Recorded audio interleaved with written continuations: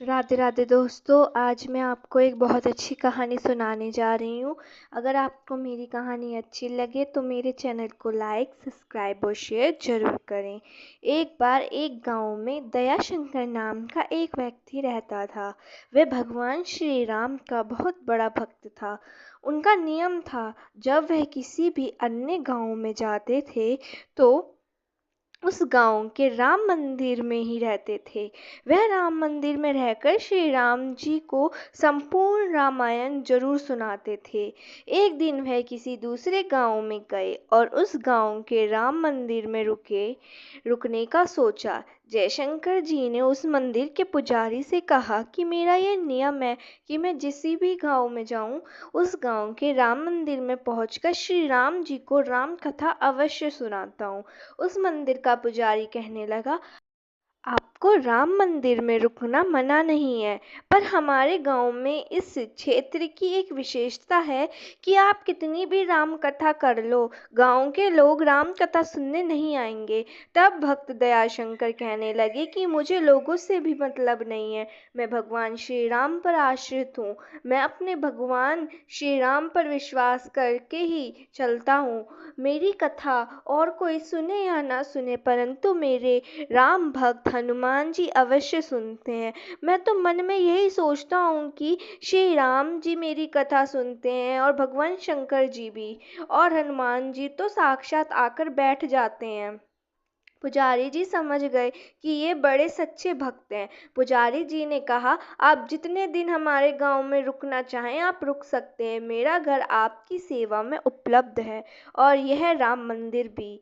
इस मंदिर में आप जितना समय राम कथा करना चाहें आप कर सकते हैं। भक्त भक्त दयाशंकर जी बोले कि कथा 9 दिन की है, मैं तो सिर्फ 9 दिन ही कथा करूंगा, उसके उपरांत मैं किसी अन्य गांव की ओर चला जाऊंगा। दूसरा दिन हुआ। प्रातः ही काल में भक्त दयाशंकर जी ने श्री राम जी की कथा प्रारंभ कर दी। कई कोई भी व्यक्ति कथा सुनने के लिए मंदिर में नहीं आया। उस मंदिर के पंडित जी मंदिर में आए। वे मंदिर की साफ सफाई और पूजा पाठ करके चले गए। अब भक्त दयाशंकर अकेले ही कथा करने लगे। एक दिन व्यतीत हुआ, भक्त जी ने अकेले कथा की। दूसरे दिन भी ऐसे ही व्यतीत हो गया। पता नहीं क्यों गांव के लोगों को राम कथा में कोई रुचि ही नहीं थी। चौथा दिन हुआ।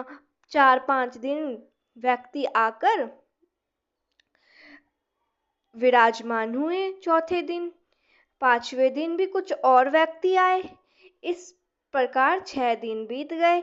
भक्त तो प्रतिदिन सच्चे मन से भगवान की कथा सुनाए रहे थे।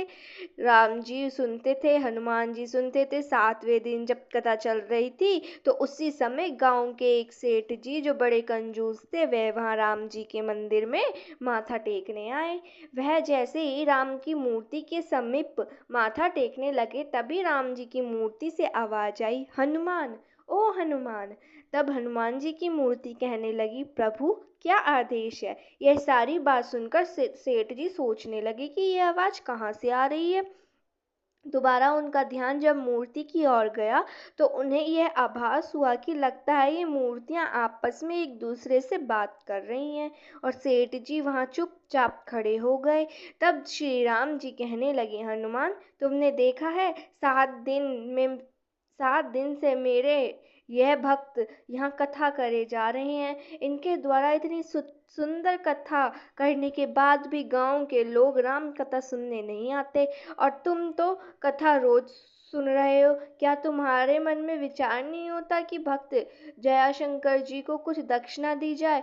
हनुमान जी कहने लगे, भगवान, मैंने तो सोच रखा है, जिस दिन राम कथा संपूर्ण होगी उस दिन भक्त जी को 1000 रुपये दक्षिणा दी जाएगी।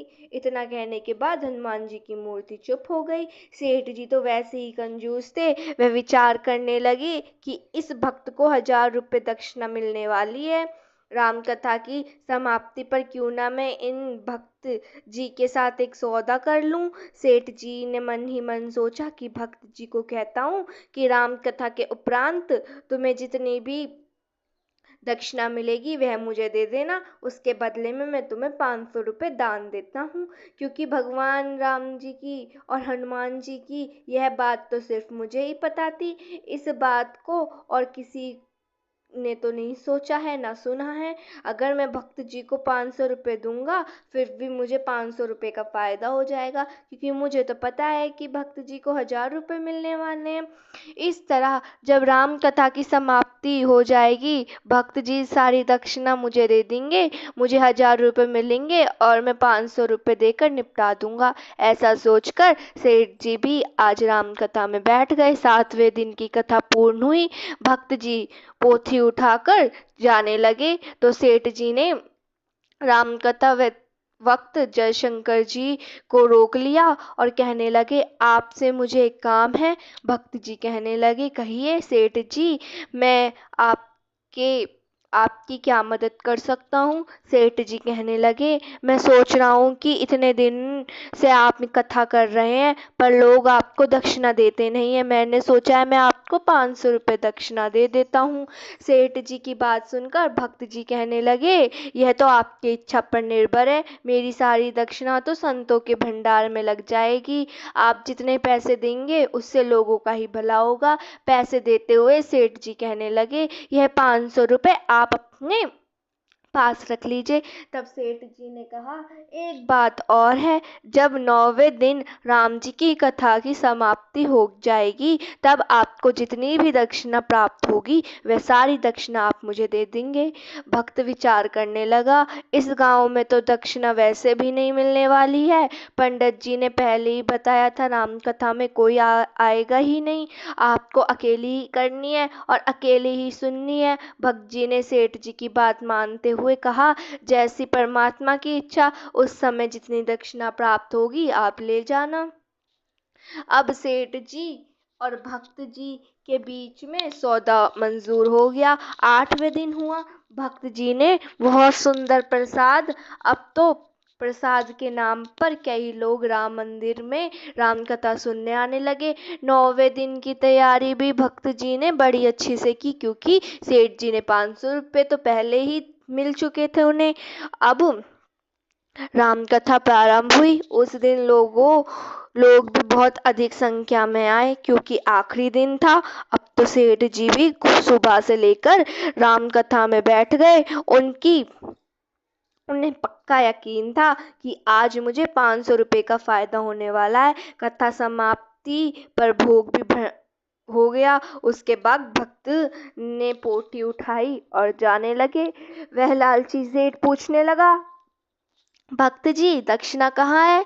तुम्हें दक्षिणा जो मिली है वह मुझे दो। भक्त जी ने कहा, मैं सच कहता हूँ, मैंने दक्षिणा उठाई नहीं है। जहाँ कथा कर रहा था वहीं पर जाकर देखो, जितनी दक्षिणा मिली है वह तुम्हारी है। अब मैं जा रहा हूँ, मुझे अगले गांव की ओर यात्रा करनी है।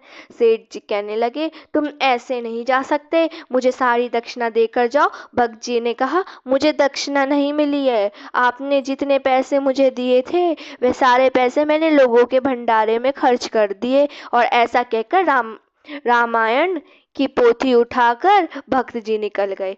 सेठ जी भागते हुए पलंग के नजदीक गए जिस पर भक्त जी ने कथा की थी। वहां पर गिने चुने 15-20 रुपए पड़े थे। सेठ जी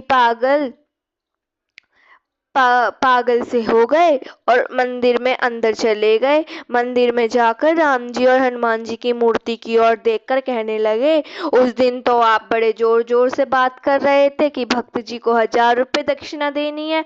अब तक तो आपने कोई दक्षिणा नहीं दी। अगर आज आप दक्षिणा दे देते तो 500 रुपये का फायदा हो जाता मुझे। आपने दक्षिणा क्यों नहीं दी? पर वह तो मूर्तियां थी, वह तो चुपचाप सब सुन रही थी। सेठ जी को बड़ा गुस्सा आया और कहते हैं ना कि गुस्से में ज्ञान ही नहीं रहता। अज्ञान और क्रोध के कारण सेठ जी ने अपने पैर से बड़े जोर से हनुमान जी के पैर पर प्रहार किया। जैसे ही सेठ जी ने हनुमान जी के पैर पर प्रहार किया, हनुमान जी ने सेठ जी का पैर को जकड़ लिया।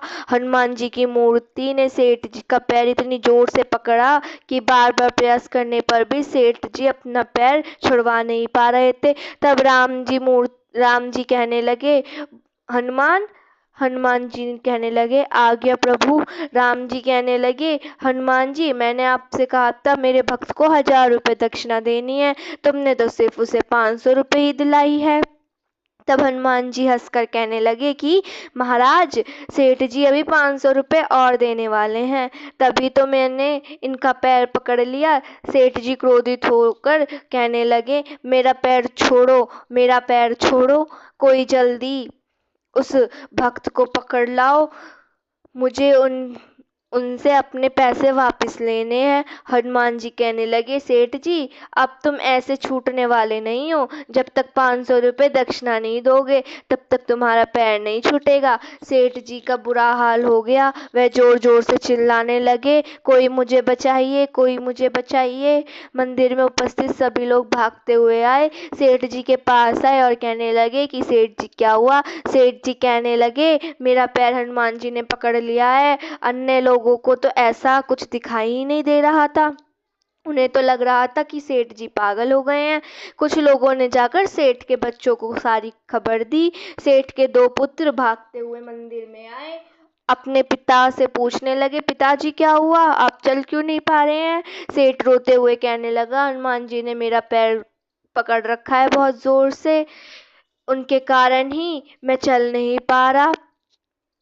वो कह रहे हैं कि एक भक्त जो यहाँ कथा कर रहा था, उन्हें 500 रुपये दो, पर मैंने उस भक्त से सौदा किया था कि कथा समाप्ति के पश्चात जितनी दक्षिणा आपको मिलेगी वह सारी मैं ले लूँगा और इसके बदले में उसे 500 रुपये दूँगा। मैंने तो उन्हें 500 रुपये पहले ही दे दिए थे, पर उन्हें दक्षिणा में आज कुछ नहीं मिला, इसीलिए मैं बड़ा क्रोधित होकर इस मंदिर में आया और क्रोधित होकर मैंने हनुमान जी के पैर पर प्रहार किया। मैंने जैसे ही प्रहार किया, हनुमान जी ने मेरा पैर पकड़ लिया। अब हनुमान जी हंसते ही जा रहे थे और हनुमान जी मुझे बार बार यही कह रहे हैं कि सेठ जी, भक्त जी को 500 रुपये दे दीजिए, मैं तुम्हारा पैर छोड़ दूंगा। अभी इस प्रकार बात चल ही रही थी कि सबके नज़दीक भगवान शंकर जी की मूर्ति हंसने लगी। भगवान शंकर जी हंसते हुए कहने लगे, हनुमान जी अब तो भक्त जी आगे चले गए हैं,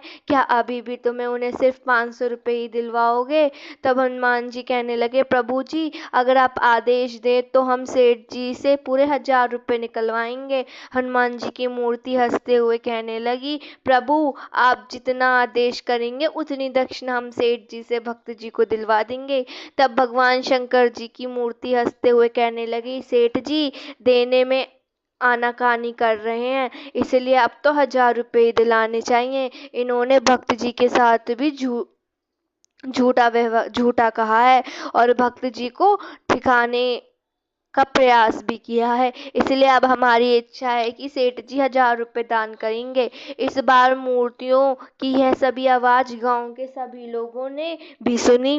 वह हैरान हो गए कि यह मूर्तियां आपस में कैसे बात कर रही हैं। सेठ के पुत्रों ने कहा, पिताजी जल्दी से आज्ञा दीजिए, हम भागकर उस भक्त को 1000 रुपये देकर आते हैं, तब आप इस बंधन से मुक्त हो जाओगे। सेठ जी ने बड़ी दुखी मन से हाँ करते हुए कहा, जल्दी जाओ और उस भक्त को ढूंढकर 1000 रुपये देकर आओ, ताकि मैं इस बंधन से मुक्त हो जाऊं। सेठ के पुत्र भागते हुए गांव घूमने लगे। भक्त जी को ढूंढकर उन्होंने उन्हें 1000 रुपये देकर वापस आ गए। वापस आकर सेठ जी को देखकर कहा कि हम 1000 रुपये दे आए हैं। तब हनुमान जी भगवान श्री राम जी की ओर देखकर कहने लगे, प्रभु आपकी आज्ञा का पालन हो गया, कोई अन्य आज्ञा हो तो आदेश कीजिए। तब श्री राम जी और भगवान शंकर जी हंसते हुए कहने लगे, हनुमान जी आपने बड़ी अच्छी सेवा की है, अपने भक्त जी की इतना धन दे दिया कि अब वह अपना जीवन यापन बहुत अच्छे से कर सकते हैं। हनुमान जी ने सेठ जी का पैर छोड़ दिया। सेठ जी बड़े क्रोधित होकर अपने घर गए। भक्त दयाशंकर ने मन में लालच ना था, वह सोचकर यही कथा करते थे कि मेरे भगवान मेरी कथा सुनते हैं और जो भक्त भगवान के नज़दीक होता है भगवान उनकी रक्षा स्वयं करते हैं। धन्यवाद।